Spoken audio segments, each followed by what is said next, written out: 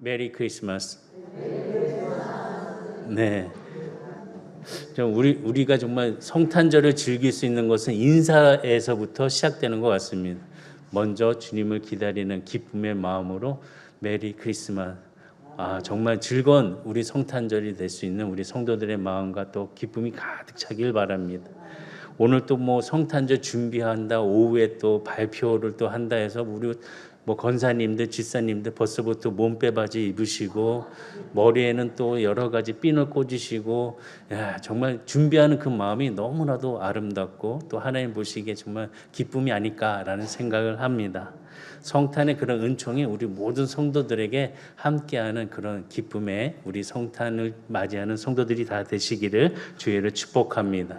그러면 성탄절은 무엇이냐? 이 성탄절은 한마디로 얘기하면 하나님의 아들 예수 그리스도가 이 땅에 오신 날을 기념하고 축하하는 날입니다. 요한복음 3장 17절의 말씀 보면은 하나님이 그 아들을 세상에 보내신 것은 세상을 심판하려 하심이 아니요 그로 말미암아 세상이 구원을 받게 하려 하심이라. 예수님께서 이 땅에 오신 것은 이 세상을 구원하기 위한 그 목적으로 오셨다는 것입니다. 우리를 구원하기 위함이라고 분명하게 성경은 기록하고 우리에게 말씀하고 있습니다. 성탄절이 바로 우리에게는 정말 복되고 귀한 날이라는 것을 기억하고 즐거운 마음으로 예수 오심을 서로가 함께 그 크신 은혜, 특별히 예수님께서 오심을 통하여서 이 구약 성경을 통하여 말씀하신 예수 오심에 대한 그 성취들이 무엇인지를 우리가 분명히 알고 참된 감사의 마음으로 주님과 함께 동행할 수 있는 우리 성도들이 되기를 주의로 축복합니다. 구약 성경에 보면 미가 선지자가 예수님이 베들레헴에서 나신다라는 예언을 했습니다. 미가서 5장 2절에 보면 베들레헴 에브라다야 너는 유다 족속 중에 작을지라도 이스라엘을 다스릴 자가 내게서 내게로 나올 것이라.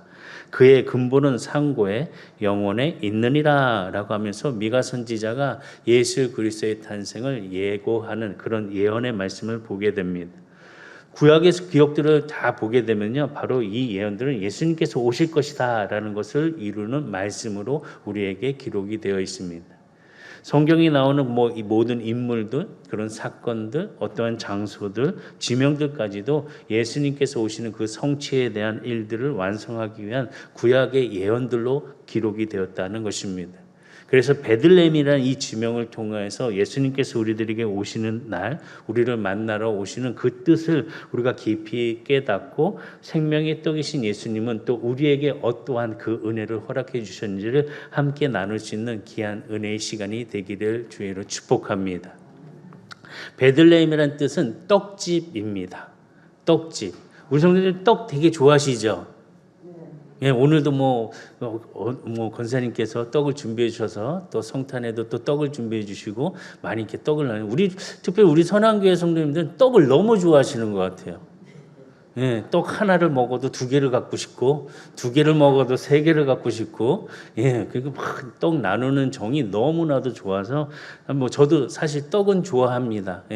그런데 이 베들레헴이라는 뜻이 이 떡집, 그 빵집이라는 뜻이 있죠.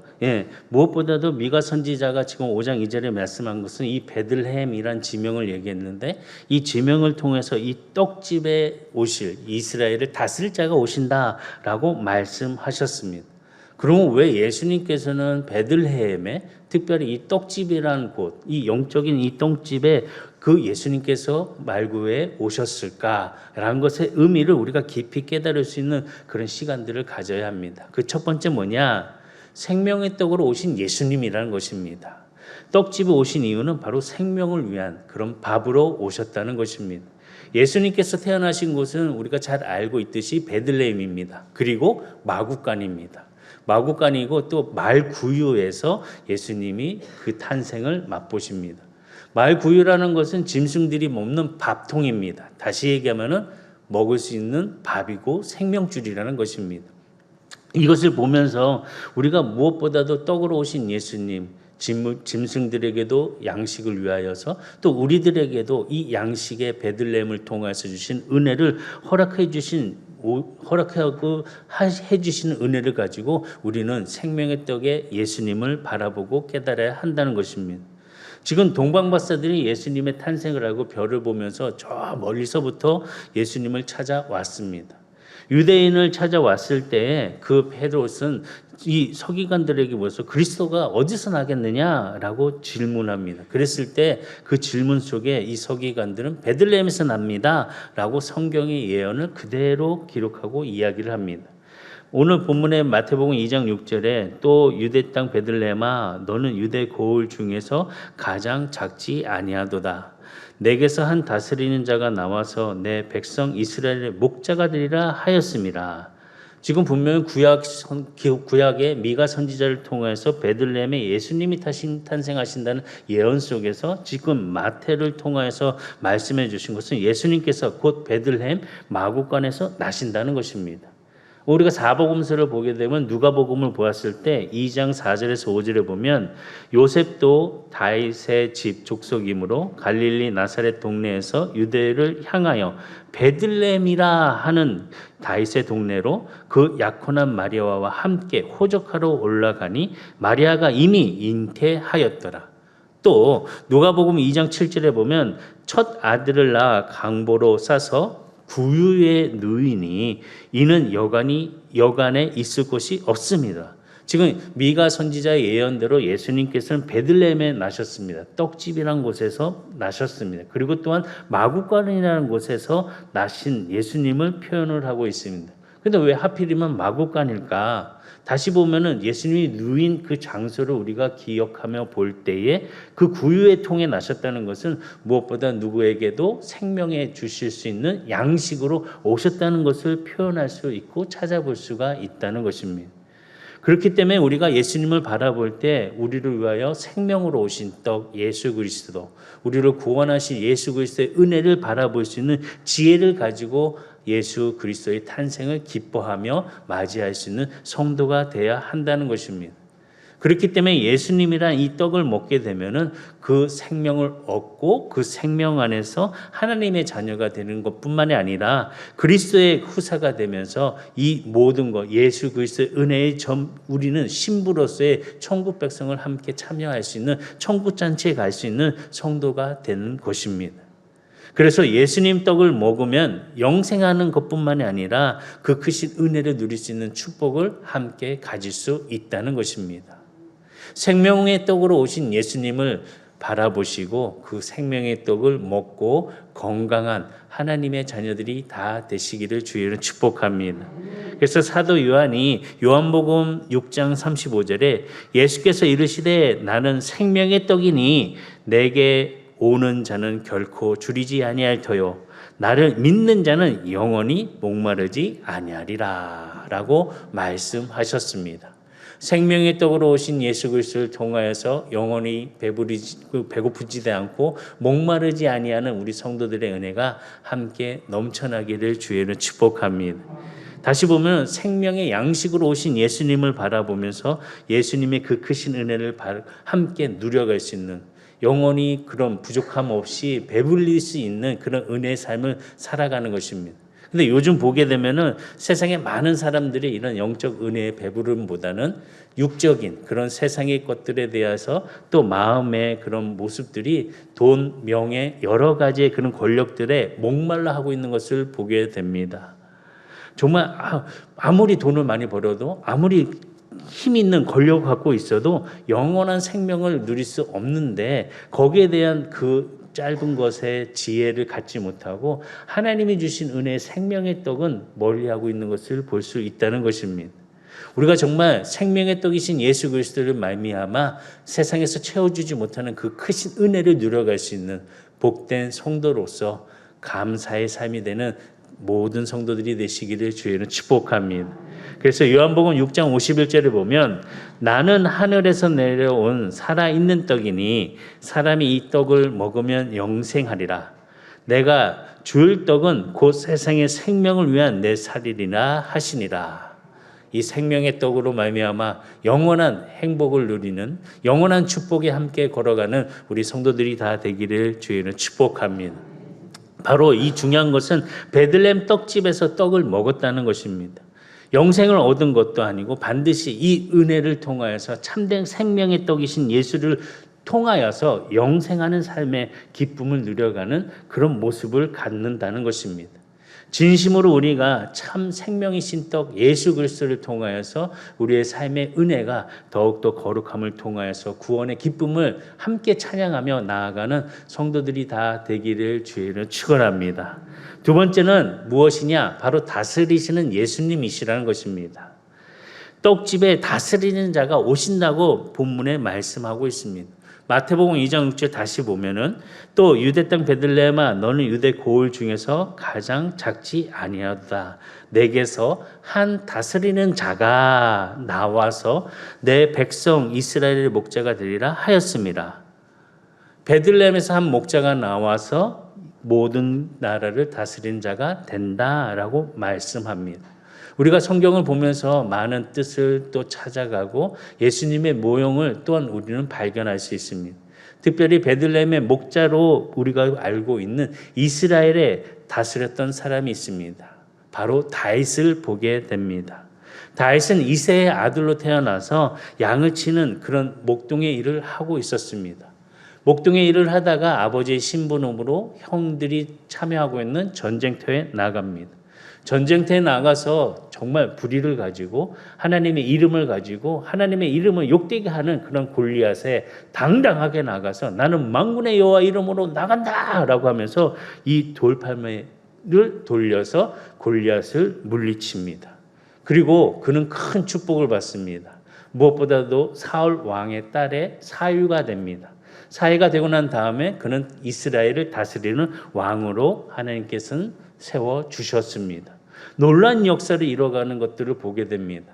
다윗이 이스라엘의 가장 큰 영향력 있는 임금이 되었지만은 이 다스리는 기간 동안에도 많은 전쟁이 있었고 또한 배고픔이 있었고 또 여러 가지 상황은 어려웠고 많은 사람들의 환경들 또한 고통 속에 있었을 때도 있었습니다. 이처럼 훌륭한 왕이 있다고 하더라도 인간이 다스리는 세상은 완전할 수 없는 것을 보여줍니다. 베들레헴 목동 이스라엘을 다스리는 목자 다윗을 보면서 우리는 예수님의 묘형일 뿐이지 그가 예수라는 것을 이야기하지는 않습니다. 이처럼 세상에 그 육의 왕으로서 다스리는 그 모든 것들을 보면서 있을 때에 참된 평안을 누리는 그런 영원한 평안의 안식이 아닌 그 가운데도 전쟁이 있고 배고픔이 있고 아픔이 있는 것을 보여줍니다. 그러나 하나님께서는 그 은혜의 동시대를 통하여서 역사해 주시는 그 은혜가 이루어지는 그 가운데 그리스도의 통치가 완전히 이루어지는 그 시대 속에서 우리를 세워주시고 그 은혜의 영원한 나라에 하나님의 백성으로 우리를 함께 불러주신다는 것입니다.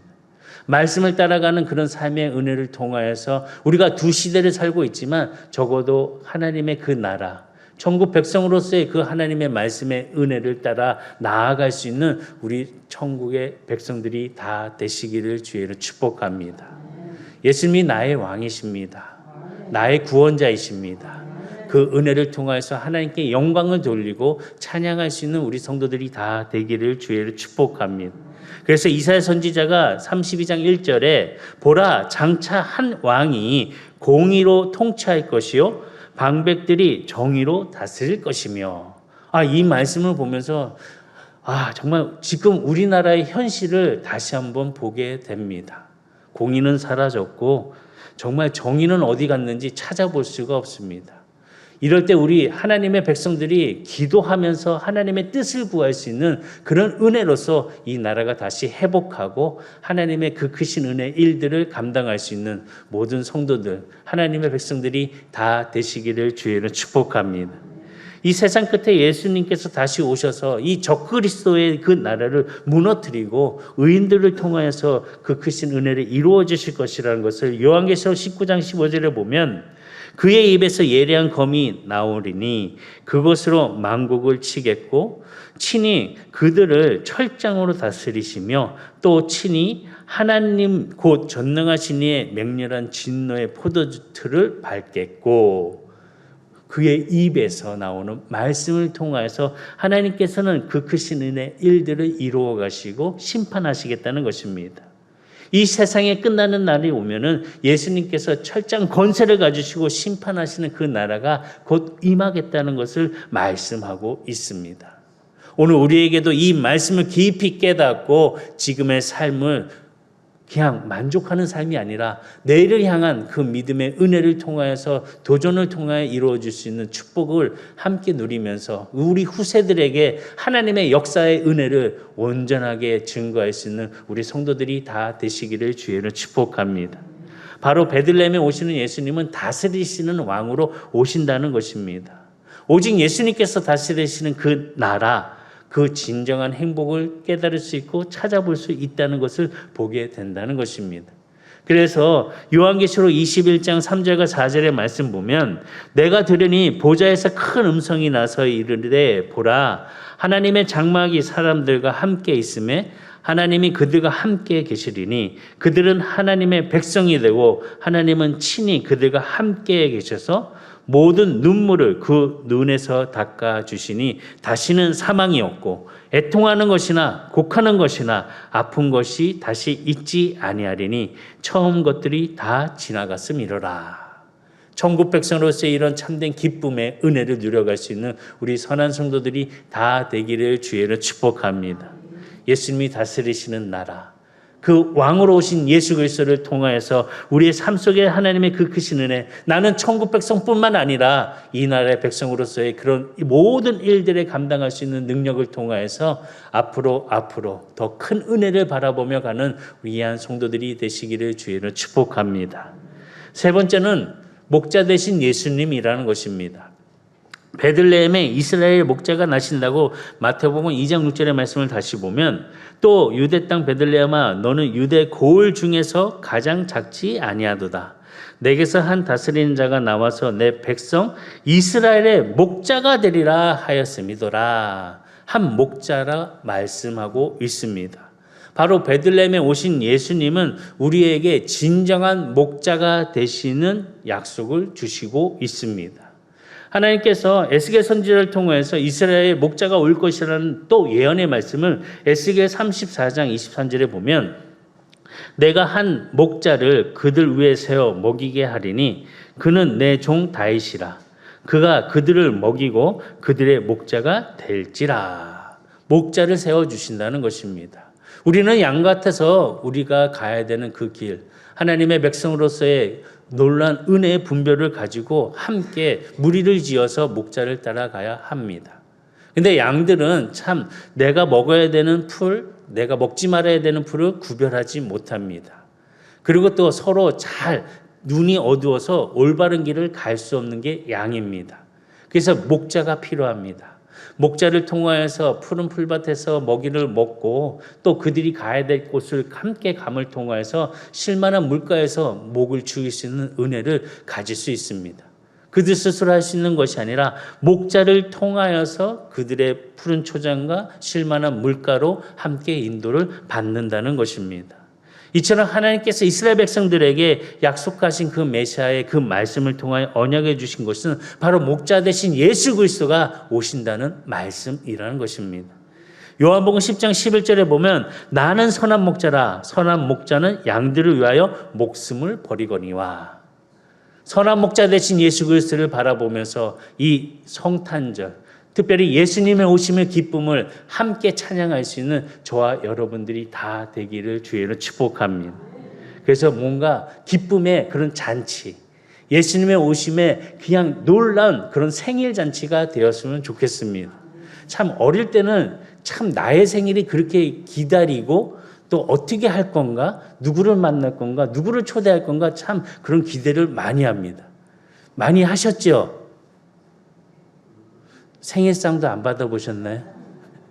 참 생일 때 되면은 어릴 때 누구도 부르고 싶고 누구도 부르시고 뭐도 먹고 싶고 이것도 하고 싶고 어디 가서 막 이렇게 하고 싶고 생일은 은근히 기대가 됩니다. 그리고 또 요즘은 보니까 생일 보니까 뭐 요즘 카톡으로 이렇게 선물을 많이 보내더라고요. 그래서 딱 보면 누가 나한테 선물했나 기억해가지고 또 다음에 또 그분이 생일이 되면 또 그분에게 또 전해주고 참 보면 편해지면서 그 생일이 기다리는 것 같습니다. 사실 예수님의 생일도 우리가 기다릴 수 있는 나의 삶의 새로운 탄생의 기쁨을 맞이하는 생일자라는 것입니다.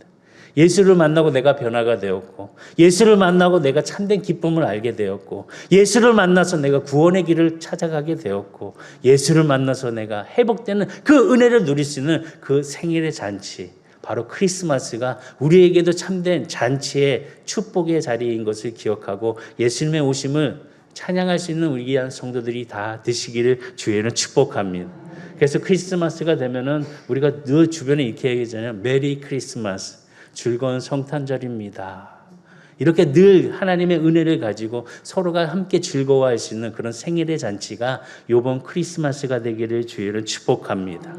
참 목자 되신 예수님께서 나를 푸른 초장으로 인도해 주시고, 나를 쉴만한 물가로 목을 죽여주시고, 나를 밤낮으로 보호해 주시고 인도해 주시는 그 은혜를 누려가는 그 기쁨 속에서 예수 그리스도의 은혜가 우리의 삶에서 함께 생명의 떡으로 오신 예수 그리스도를 통하여서 영적 건강함과 육의 편안함을 누려가는 귀한 성도들이 다 되기를 주의는 축복합니다.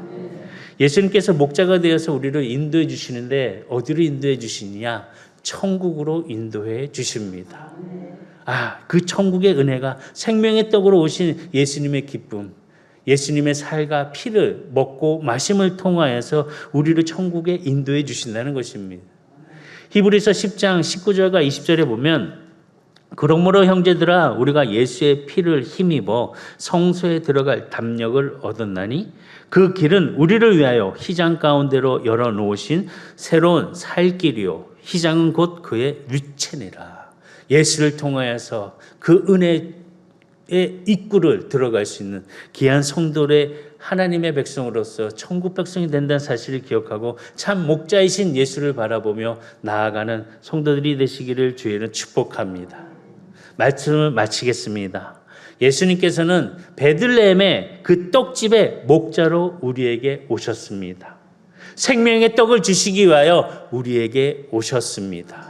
그 생명의 떡을 통하여서 그 크신 은혜를 누려가면서 영적 건강함을 통하여 예수님의 인도하심 속에 우리가 그 길을 함께 동행할 수 있는 축복의 발걸음으로 천국에 들어가는 귀한 성도들이 다 되시기를 주의를 축복합니다.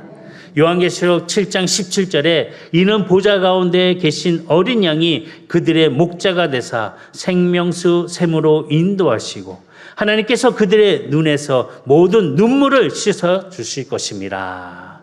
나의 목자 되신 예수 그리스도를 통하여서 함께 생명의 샘으로 우리의 눈물을 씻어주시는 그 은혜의 축복으로 나아가는 성도들이 다 되기를 주의는 축복합니다. 참되신 나의 목자 되신 예수 그리스도와 함께 동행하며 천국으로 들어가는 모든 성도들이 되기를 바라겠습니다. 메리 크리스마스.